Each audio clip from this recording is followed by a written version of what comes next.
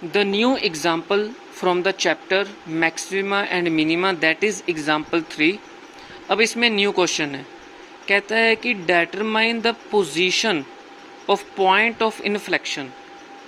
जब हमने point of inflection निकालना है तो उसका अलग स्टेप होता है.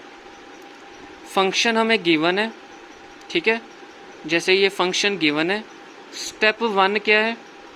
स्टेप 1 है कि जो फंक्शन हमें गिवन है उसका हमने क्या करना है, dy/dx. सेम स्टेप है, इसका हमने डेरिवेटिव करना है. ये फर्स्ट फंक्शन है और ये सेकंड फंक्शन है, तो इसमें हम लगाएंगे प्रोडक्ट रूल.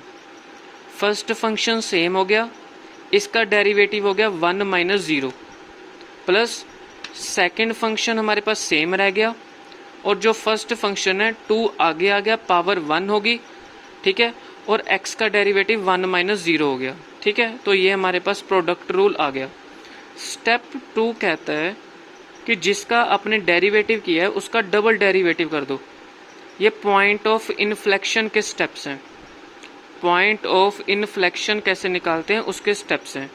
जिसका आपने डेरिवेटिव किया उसका डबल डेरिवेटिव कर दो, ठीक है. अब 2 आगे आ जाएगा, पावर 1 हो जाएगी, इसका डेरिवेटिव 1 - 0 हो जाएगा.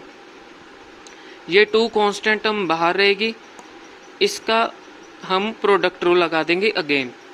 2 तो कांस्टेंट हम आप बाहर रखो, फर्स्ट फंक्शन सेम, इसका डेरिवेटिव 1 - 0 हो जाएगा, प्लस सेकंड फंक्शन सेम, इसका डेरिवेटिव 1 - 0 हो जाएगा. तो आपने इस पूरी ब्रैकेट को सॉल्व करना है. सॉल्व करने के बाद आपके पास ये आ जाएगा. फिर आपके पास स्टेप 3 है कि जो d2y/dx² आपने फाइंड आउट किया है उसको इक्वल्स टू 0 कर दो. तो इसको आपने इक्वल्स टू 0 कर दिया और जो x की वैल्यू आएगी आपके पास, इसको हम पॉइंट ऑफ इन्फ्लेक्शन बोलते हैं. जो आंसर आपके पास आएगा उसको हम बोलते हैं पॉइंट ऑफ इन्फ्लेक्शन. मैं रिपीट कर रहा हूँ कि point of inflection maxima minima के चैप्टर में कैसे कैलकुलेट करते हैं कि आपके पास जो फंक्शन गिवन है उसका पहला स्टेप है कि उसका डेरिवेटिव कर दो. डेरिवेटिव कैसे किया? इन दोनों का प्रोडक्ट रूल आपने लगा दिया. फिर जो आंसर आपके पास आएगा उसका दोबारा डेरिवेटिव करो.